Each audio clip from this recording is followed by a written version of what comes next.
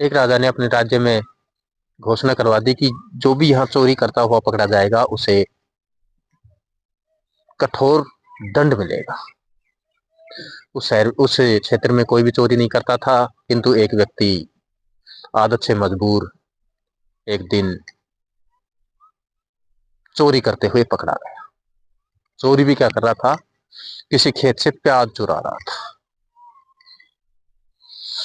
सिपाहियों ने पकड़ के राजा के सामने पेश किया।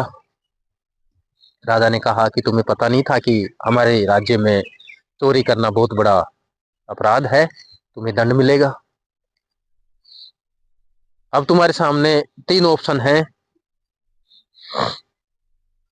या तो तुम 100 प्याज खाओ,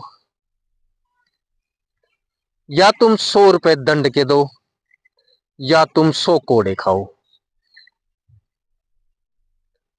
मित्रों, चोर सोचता है कि प्याज खाने में क्या हर्ज है। उसने राजा से कहा, महाराज मैं 100 प्याज खा लूंगा। कोई बात नहीं, ठीक है।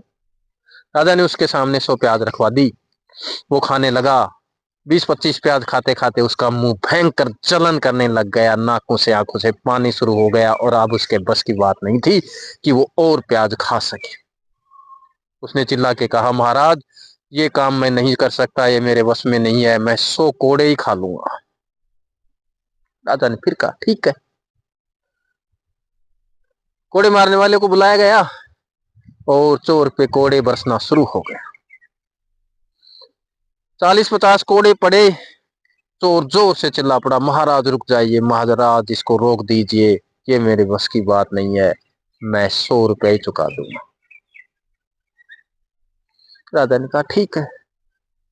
अब मित्रों गौर से देखना होगा, चोर ने तीनों सजाएं प्राप्त कर ली।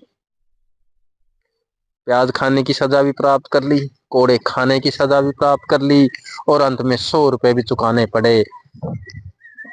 इस प्रकार से कहीं न कहीं हम भी तो गलतियां नहीं करते हैं कि सारा नुकसान उठाने के बाद में अक्ल आए कि हमें करना तो ये चाहिए था, हमने कर ये लिया।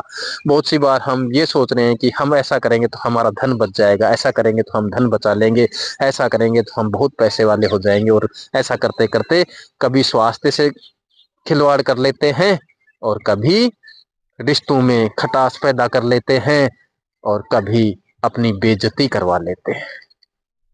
इसलिए धन बचाने के लिए, कहीं ऐसा तो नहीं है।